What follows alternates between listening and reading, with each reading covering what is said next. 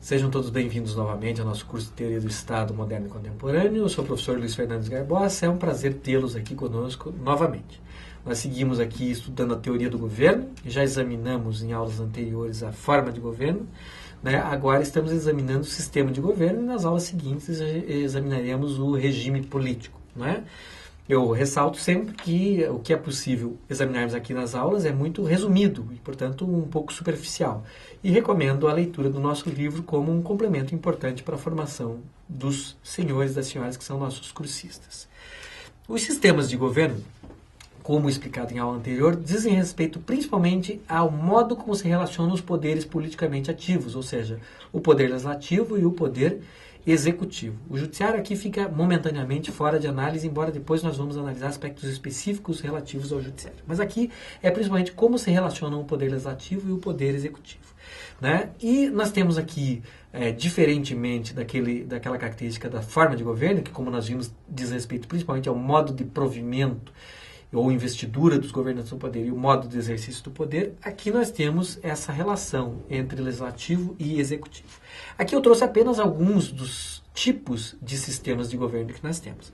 Parlamentarismo e presidencialismo como os mais clássicos, os mais tradicionais, os que normalmente são tratados nos cursos e nos manuais, mas além desses ainda existem vários outros, né? Semipresidencialismo e semiparlamentarismo, ambos, como o próprio nome dá a entender, são formas híbridas ou ecléticas, né? Combinam de alguma maneira elementos de parlamentarismo com elementos de presidencialismo, né? Então nós temos aí os regimes semipresidencialistas e semiparlamentaristas, os sistemas de governo semipresidencialistas e semiparlamentaristas, e ainda algumas figuras que existiram na história, ou eventualmente ainda existem, mas são mais raras, né?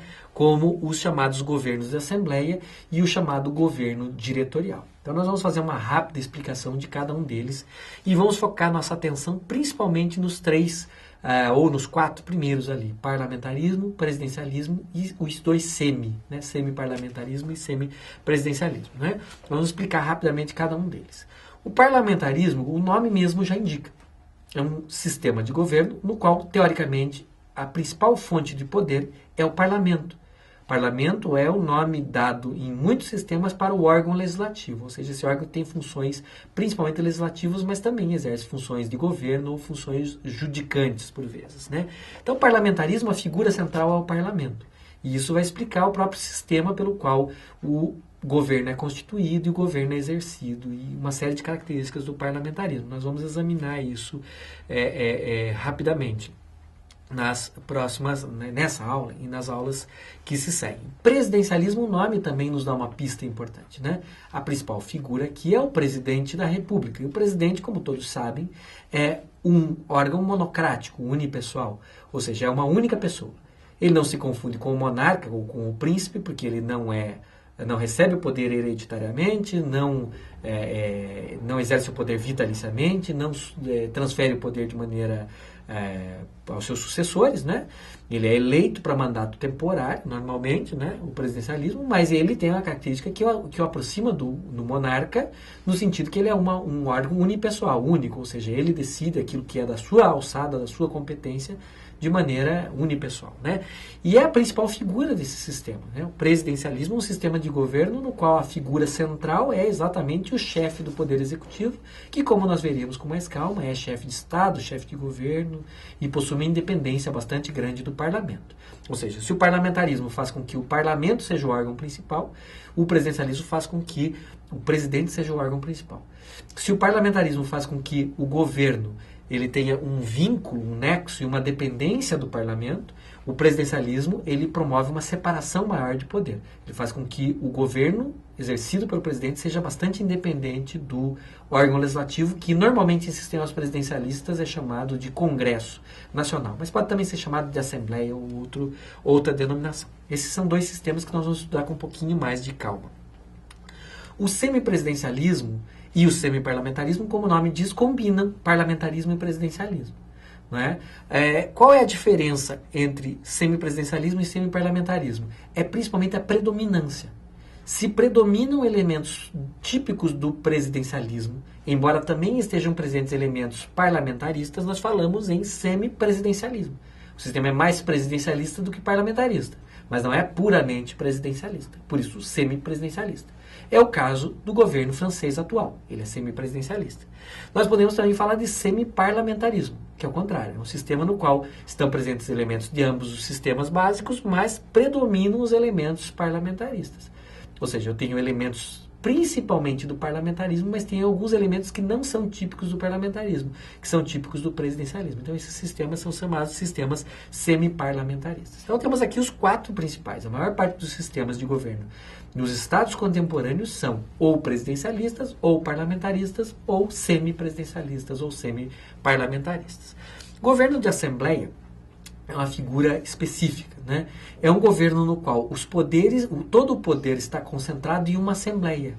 Essa assembleia pode ter esse mesmo nome, assembleia, mas pode também se chamar congresso, convenção, parlamento. O que interessa do ponto de vista prático para caracterizar um governo como governo de assembleia é a concentração do poder legislativo, executivo e judiciário nas mãos da assembleia, né? Isso é o típico governo de assembleia.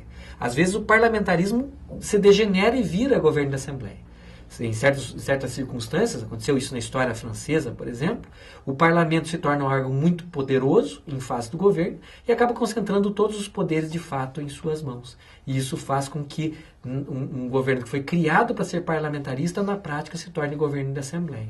Às vezes acontece de outras maneiras, né, o surgimento do governo de assembleia. Por exemplo, depois da Revolução Francesa, no período do terror, né, com a Convenção Constituinte em 1793, a Convenção Constituinte dissolveu todos os órgãos e assumiu em si todos os poderes. E todos sabem que começou a governar amplamente, legislando, governando, condenando pessoas à guilhotina e assim por diante. Foi o típico fenômeno de governo de assembleia, né? Então, é um governo que normalmente não é democrático. É um governo que existe uma concentração de poderes nas mãos de uma assembleia toda poderosa que governa com plenos poderes. Então é algo que normalmente se tenta evitar quando se faz o arranjo institucional de um sistema político, se tenta evitar o chamado governo de assembleia. Historicamente existe, é raro, é de ocorrência rara, mas pode existir, né? E ainda existem sistemas de governo diretorial, né? São sistemas que são parecidos em alguns aspectos com o presidencialismo, parecidos em outros com o parlamentarismo, mas não se confundem nem com um nem com o outro. E a principal característica é que o órgão central é o chamado diretório. O que é o diretório? É um órgão colegiado que exerce o governo ou exerce as funções executivas. É bem interessante esse sistema. Normalmente, o poder executivo é unipessoal, ou seja, no parlamentarismo, quem exerce o governo é o primeiro-ministro ou alguma figura equivalente. Na Alemanha, por exemplo, o chanceler, né? No presidencialismo, quem exerce o governo é o presidente da República, que, como nós veremos, é chefe de Estado e chefe de governo. Então, também, o executivo, ou essa função de governo, normalmente é exercida nos sistemas presidencialistas por um órgão unipessoal, presidente da República. No sistema diretorial, nós temos um poder executivo colegiado. Ou seja, o poder executivo, as funções de governo não são exercidas por um único indivíduo, seja ele monarca, seja ele presidente, seja ele primeiro-ministro. O poder é exercido por um órgão colegiado. É o sistema suíço atual. A Suíça atual é um dos únicos casos importantes de governo diretorial. Existem 7 membros desse governo, chamado de Conselho Federal, que decidem as coisas colegiadamente.